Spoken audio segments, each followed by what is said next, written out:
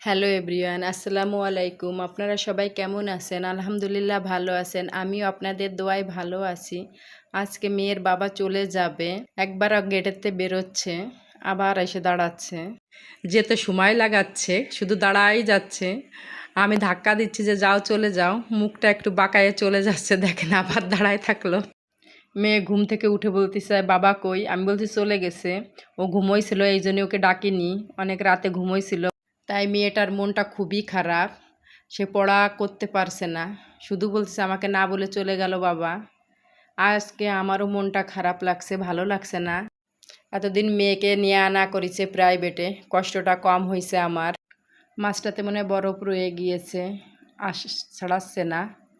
কাটতে গেলেও খুব কষ্ট হলো কাটতে। ছুরিতে ধার আছে কিন্তু দেখেন কাটা যাচ্ছে না। তারপরে কষ্ট করে যেটুক পারলাম কেটে নিলাম। আমাদের সময়কালে আব্বা যখন বাজার থেকে ইলিশ মাছ কিনে আনতো, বড় বড় ইলিশ মাছ, সেই ইলিশ মাছগুলো এখন দেখা যায় না।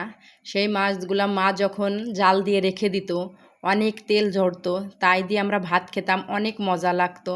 এখন আর সেইটা পাওয়া যায় না, সেই স্বাদটাও নেই, কোথায় যেন হারিয়ে গিয়েছে।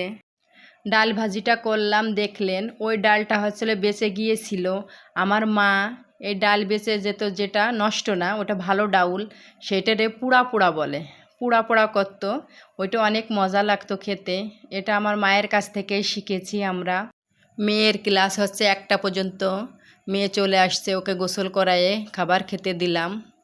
ও ডাল দিয়ে অনেক মজা করে খাচ্ছে, বলছে আম্মু অনেক মজা লাগছে।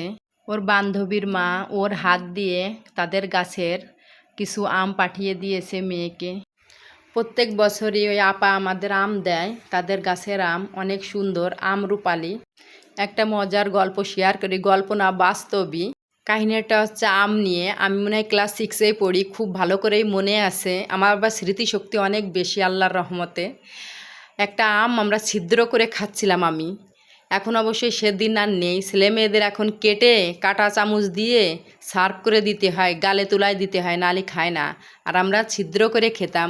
এখন খাওয়া দাওয়া শেষ, দেখি কি ভিতর ছুলে দেখি কি যে পোকা। ওরে আল্লাহ, কি অবস্থা! বমি করতে করতে অবস্থা শেষ, কিন্তু পেটে তার ওঠে নাই। সেই থেকে আমের প্রতি একটা ঘৃণা জন্ম নিয়েছিল। তারপরে কি করার, আর ছিদ্র করে খাই না, আমি কেটেই খাই এখন। ঈদের পরে এই প্রথম অনেক বিক্রি হয়েছে আল্লাহর রহমতে।